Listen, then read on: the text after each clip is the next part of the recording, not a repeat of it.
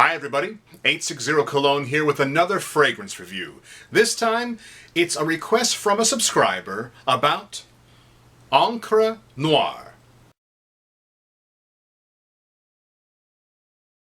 Now, Encre Noire came to us in 2006. The nose behind it is Nathalie Lawson, and she also did Mandarina Duck for men and women. Men was 2006 as well, women was 2004, and Pure Black Mandarina Duck in 2009. Also, she did Balmain, Carbone de Balmain in 2011, and many of the Lalique fragrances, and also Paul Smith Man in 2009.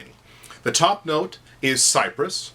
The middle notes are vetiver, both bourbon and Haitian vetiver, and the base notes are musk and cashmere wood. The presentation, I have this one to look at, so let's take a look. Alright guys, here's the presentation. Very nice box, understated black, nice Lalique box. On the bottom side we have the UPC, some of the ingredients. Can't quite see right here is where my manufacturer code is. I'll get a picture of that later.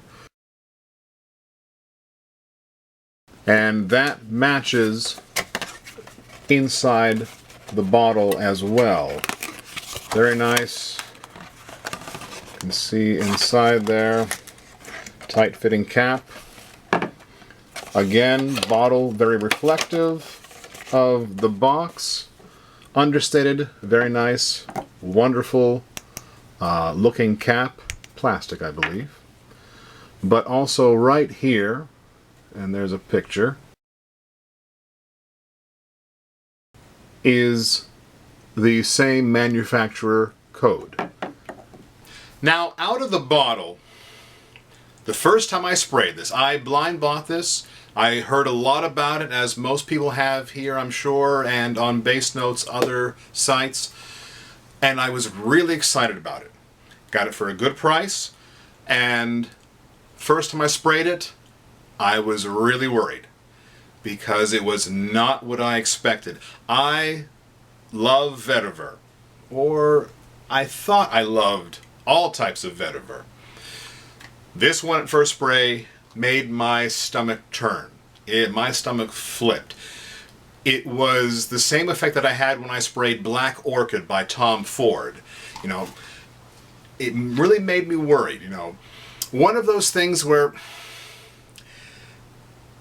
with the way I reacted to it, I could tell that it was a very well-made fragrance. I could respect the artistry behind it, but I was wondering if it was for me. You know, this was a big lesson to me, like I said, because I love vetiver, have a lot of fragrances with vetiver, but there are several kinds, and this one may not be for me. Now, the 50 milliliter bottle is $92 on the Lalique website, and the 100 ml is $125. And I've seen ancillary products around. The candle I saw at TJ Maxx, I didn't pick it up. I should have. I wish I would have now, because I don't see it anymore. And I've only seen the Dio stick on the Lalique site, and that's actually $38, and that's basically the price of the large bottle. We'll get to that in a second. The good, like I said, it's a very well-crafted fragrance, and it's a piece of art, if you will. It's deep, dark, rich. It's almost otherworldly. Another good thing is that this can be had for about a third of what it lists for retail. And I hope no one is paying full retail on this, because this one seems to be readily available at the discounters and all over the place. The bad? It's not for everyone. It's definitely one that you should try before you buy. I mean, I was sure I was going to love it from what everyone was saying, what Mark was saying. I was sure I was going to fall in love with this one. And it didn't quite work out that way.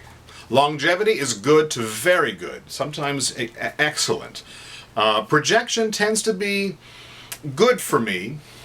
Sometimes it stayed close to the skin, which is not all a bad thing with this one, because this one can be an intimate fragrance. Now, why would you buy this? If you wanted a deep fragrance, you know, something out of the ordinary yet still classy, and maybe you'd like an introduction to a niche-like fragrance, or if you're someone who doesn't wear the typical clean, crisp, fresh fragrance, this one might be for you. But like I said before, try it before you buy it. Now, why would you pass on this one? Well, if you're not that keen on wearing an attention getter, I got some compliments from this one. Some people kind of gave that, strangers kind of gave that, oh, that's interesting. This would be a good one for the fall. I see it as almost a black tie, very refined, dressed up kind of fragrance. And I will say that every time I wore it since, I liked it more and more. In fact, part of the reason for this review, and I have other subscriber recommendations and things they want me to review, I got to this one because just so happened yesterday during the day I was talking to a subscriber and he was saying how much he wanted to try this, and I'm like, well, I've got a bottle and I don't think I'm going to be wearing it much, so why don't we work out a deal? And we did.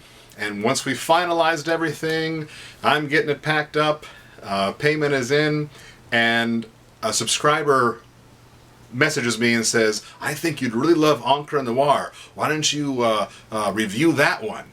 And I was like, okay, good timing. Let me take it out of the box here. By the way, Encre Noire means black ink, and it's very, very descriptive of this one. Very deep and dark. But sadly, my bottle is now spoken for, and it will be going away. And I put one last spray on. I do like it more now. But still, I don't know if I'm going to get all that much use out of it, all that many wearings out of it. So it's going to be hard to part with it, but I think I'm okay with that, because I've got too many, and this one will probably just collect dust in the back, so it's better that it's going to go to someone who's going to give it a good home, all right? So please, if you have any more subscriber recommendations or anything like that, let me know down below. Comment. Let me know if you think I'm crazy for selling this one. Like the video, hopefully, if you like it. And please subscribe to me, all right? Thanks a lot, and we'll talk to you soon.